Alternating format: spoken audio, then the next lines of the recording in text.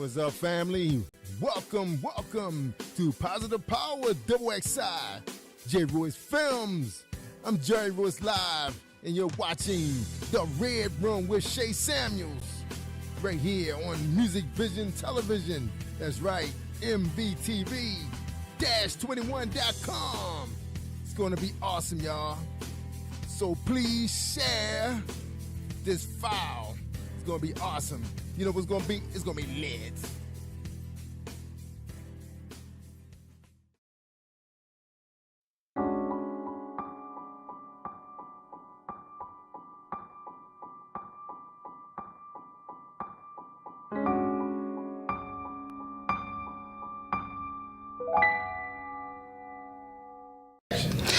Hello, I'm Dr. Eric Holmes, the author of The Power of the Sea and Soulful Prayers. That is #1 best-selling.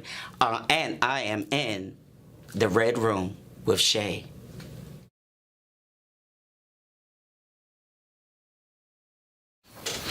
Welcome back to another episode of The Red Room. I am your host, Shay Samuels, and once again, we have an amazing topic and an amazing guest. As always, like I said, it gets better and better and better, and every guest that we have brings something different to the platform, so I'm excited to introduce to you today Mr. David Glover. Hey, how you doing? How are you? I'm fine. I'm happy to be here. You look happy to be here. It's amazing because every time we introduce someone new, we're introducing their platform as well. So I get a chance to introduce you to our audience. All right, that's amazing.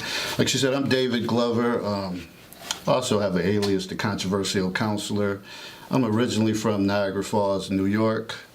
Moved here to come work in the schools, Baltimore County school system. So I've been doing that the past 15 years. Eventually got promoted up to being the department chair of school counseling. I did like 8 years in high school, and now this is my 7th year in middle school. Mm-hmm. So that's definitely been a challenge, I'm sure. Yeah. So, and I'm also an author of the book Cocktail Conversations by the Controversial Counselor. Also, do like Facebook Live shows. Yeah. I call it in the Counselor's Corner. So I try to stay active, just getting the word out and just trying to build my platform. Yeah, well, you definitely are doing an amazing job with building the platform because you're here with us today. You're in the Red Room, so that means that you did some work. Put it that way. Faith without work is dead. But I like the fact that you were talking about being a counselor because, of course, with middle school comes dysfunction. And so I want to talk to you about that today because in this community that we're in right now, there's we're talking about training a child as they should go. We're talking about unity. We're talking about so many things to kind of bring the communities together. And although you may not be the actual community activist, you have a role to play in the children's lives. How does that work for you? Well, a lot of people say that the counselors, we're like the hub of a school. Mm-hmm. Because no matter what, everybody they come to us for all the we know all the answers pretty much. Yeah. So just the one to try to keep peace with the students, also administration, parents, staff, teachers. So we're like the liaisons. So if everything is good on our end, usually the school is rolling well. Good. And so when you deal with the children, you went from high school to middle school. How different of a transition was that for you? Well, at first, I was middle school was the level that I always said that I didn't want to work with because I've worked in college, did that like 10 years at Bryan and Stratton College in Buffalo, New York. Then I also did 1 year in elementary, and then I did 8 years in high school. Mm-hmm. So I was really trying to avoid middle school, but certain things happened that I had to overcome, and then I got offered a department chair position at Golden Ring Middle, and I said, well, it's time for me to pack my lunch and get ready for middle school kids. And it's been, now I don't even think I would go anywhere else. Wow. They're hilarious. Wow. And they challenge you all the time, and just their thought process, it kind of keeps you going. So I have a funny question. How much of you do you see in the children that you are dealing with now in middle school? Some of it, only like a few, because I was relatively quiet in school, and really I would be quote unquote what they would call a nerd in school.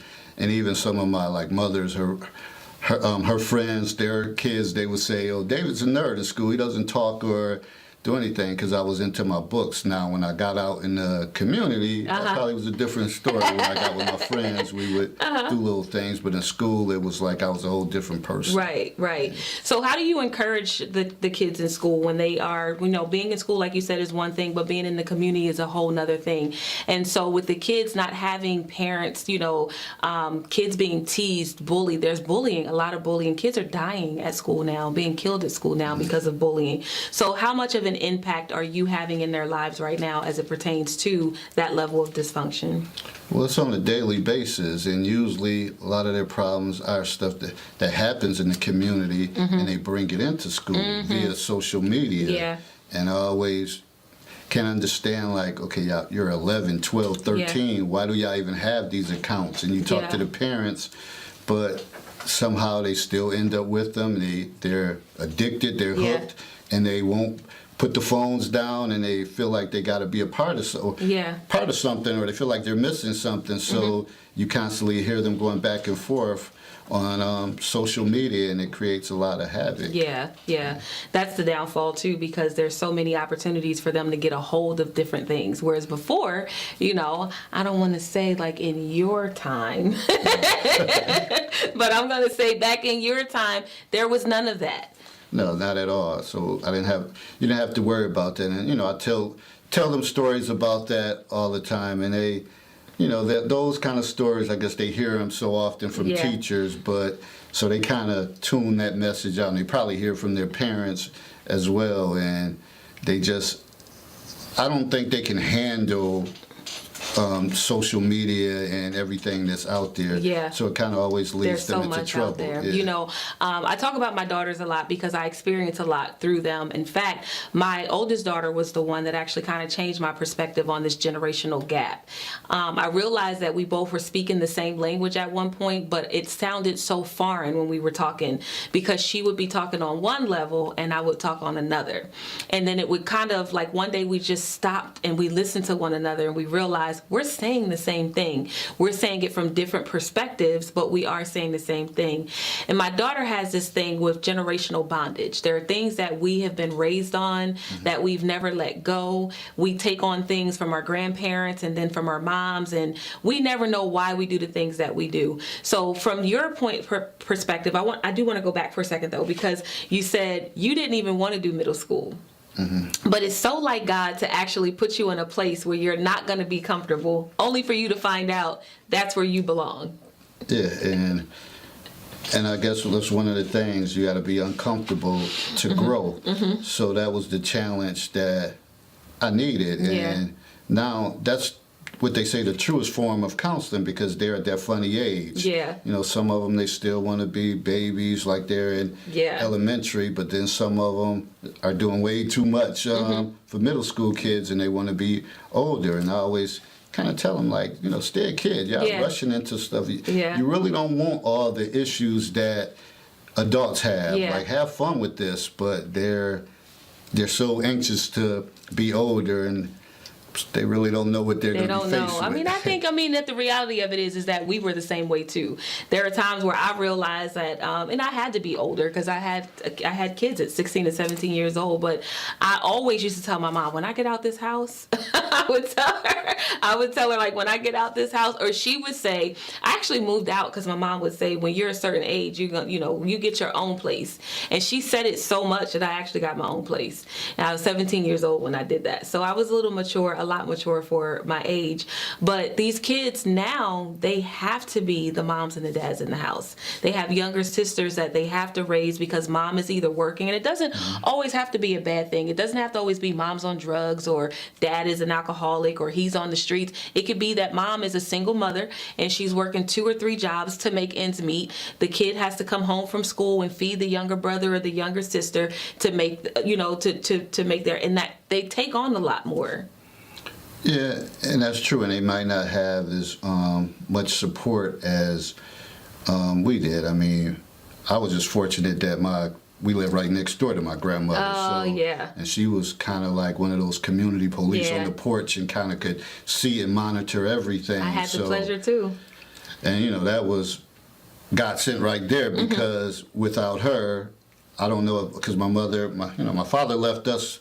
Me and my two brothers and sister left us when I think I was 10. So my grandmother, my grandfather, and my aunts, they kind of chipped in and helped my mother along the way. So without them, who knows what the path I would have traveled. But just because I knew that they supported us and they didn't have to, I knew that I always had to try to do better and be a good example for my siblings. And so you have a certain level of sensitivity towards the children that you work with, because you understand what it's like to have it, but for them not to. If you can't imagine it, then it's almost like I had it. And it was very kind of scarce for us, so I can only imagine you living in that. When we come back, I want to talk about overcoming, because there clearly has to be some things that you are overcoming at one point. So we're going to take a music break, and when we come back, we're going to talk about the overcoming of Mr. David Glover. We're going to talk about that book also, because there's some key points in there that we want you guys to take note of. So we'll be right back after this music break.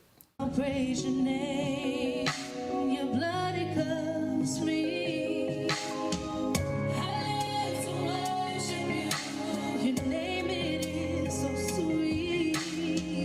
I'll always follow you, your spirit lives in me. I'll praise your name, the name that covers me. I'll praise your name. The name that said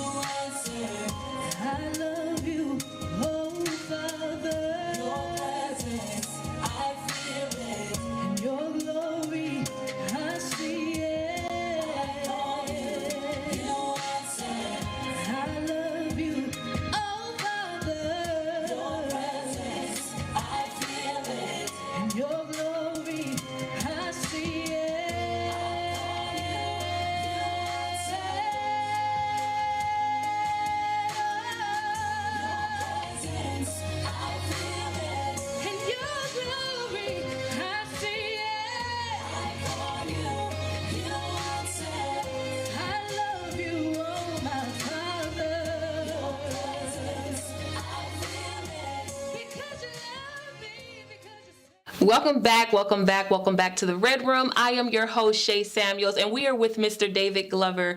We are going to be talking about dysfunction in the community. We're actually on the other side. I hope that you enjoyed that music break, but we're on the other side. We're on the side of overcoming. We've talked a lot about the dysfunction. We talked about the children, that he's working with, children in the community. We're talking about unity and the importance of just helping.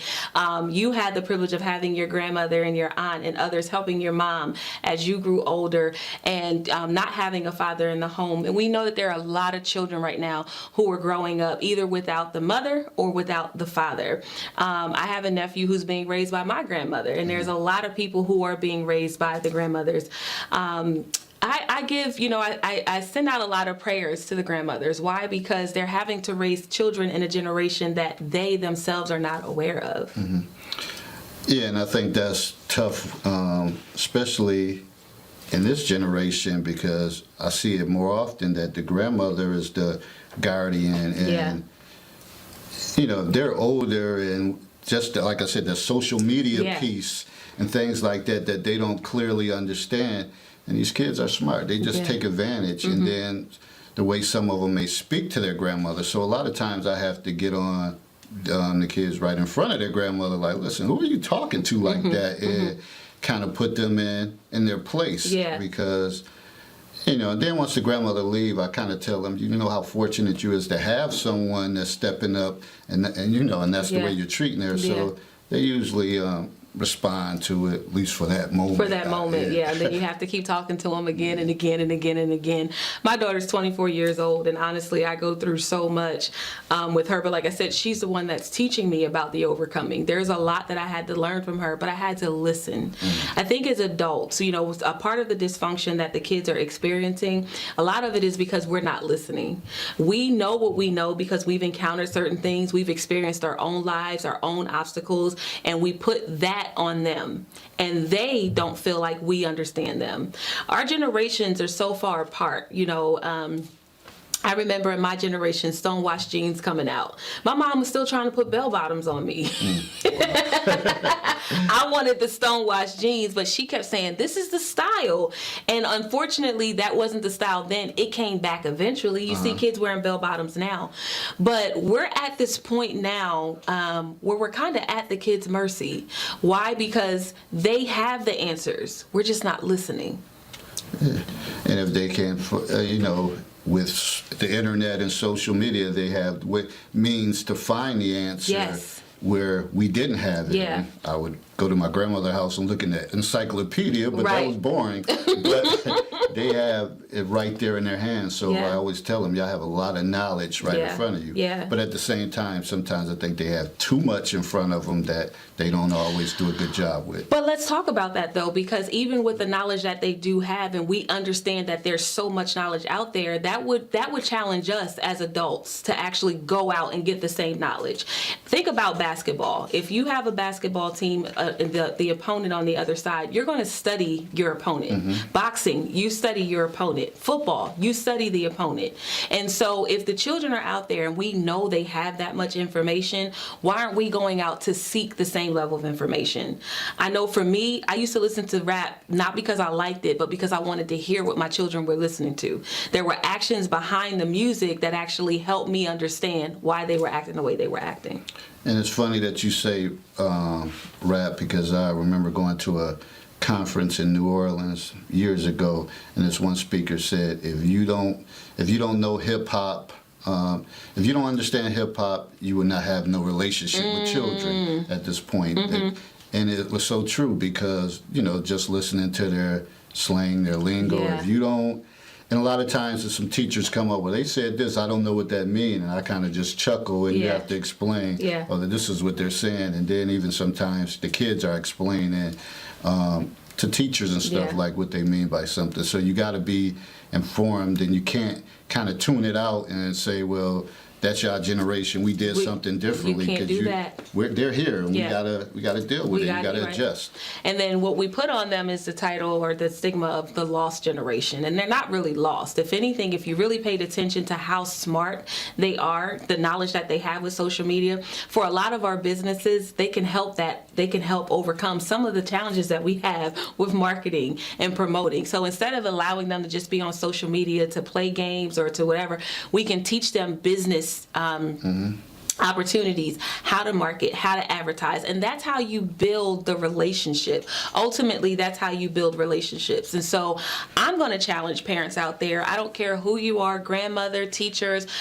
Understand the children's language today, because they do have so much information to empower them, but it can also empower you. If you sat down with one child, even as a counselor, if you sat down with one child and that child had, and you said, okay, here's what I want to do in this area or this arena for this purpose, that child will tell you A, B, C, D, E, F, G, all the way through to Z, how you can make that happen.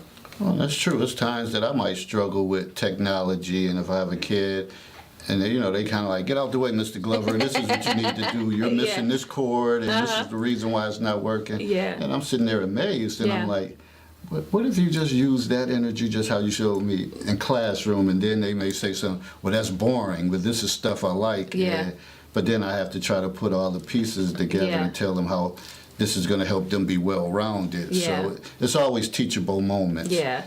And do you think that it's too much work, though, for us as parents and us as adults? We have so many things to do in our busy day lives that we just kind of overlook it, but we also want to complain about it, too. No, because I think sometimes if we wait too late, stuff hit the fan, and then we're trying to do damage control when it's too late, when we could have, if you just would have took the time from the beginning to kind of work through something, you might not go through some of the things that happen. So talk to me about some of the things that you had to encounter when you were growing up.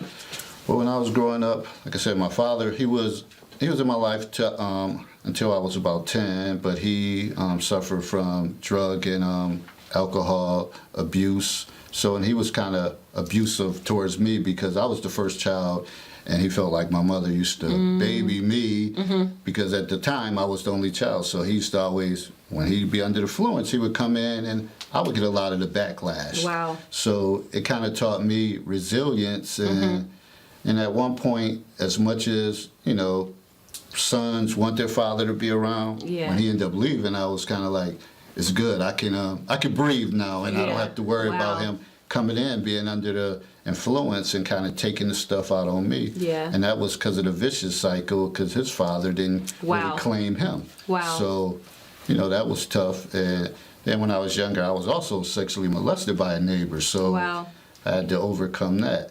And that was one of the things that I never wanted to see any other children hurt. So I kind of took on the role in the neighborhood that I got your back. I don't care. It could be me and you against 10 other people. Yeah. I'm not going to tolerate bullying. So I think it all led me to end up being a counselor. And that was just, keeping my faith and staying grounded and like having, my private thoughts and prayers, like, because it was tough times like during the day and stuff like that, I'm busy. You don't think about it. But when you lay down, you think about all the stuff that's going on. There's a lot of times I would cry myself to sleep, but I knew when I got up that morning, I would have to keep it moving, and I can make a difference in someone else's life. Yeah, and I like that you took that. You said that you said something in the beginning, from pain to perseverance. Yes. And so you went from pain, and you understand what pain is. So talk to us about the perseverance.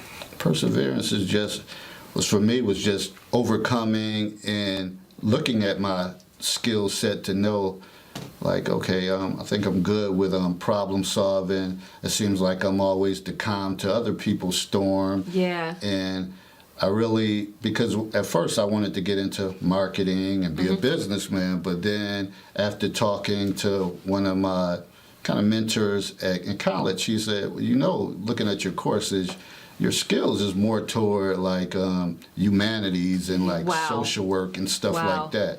So he set it up that I had a peer counseling job. And from that point on, when I graduated from college, I ended up being a social worker. And I've pretty much done it all as far as the human service field. Wow. Drug and alcohol rehabs, psychiatric, adolescent and adult units. All training. All different All stuff, training. whatever. So how does that, in short, lead to the book? Give us some bullet points in that 1 minute that we have. Give us some bullet points on just the book. Well, the book is based on scenarios, and it's typically it's written based on relationships, friendships, family, child drama, the dating game, loyalty, mistrust, health, education, and work. So I compiled a lot of different scenarios over the years that may happen. I changed it a little bit to embellish it and to kind of protect the innocent, because some scenarios is from my family. They don't even know it. They don't even know it, but I kind of used them. I posted these scenarios on social media.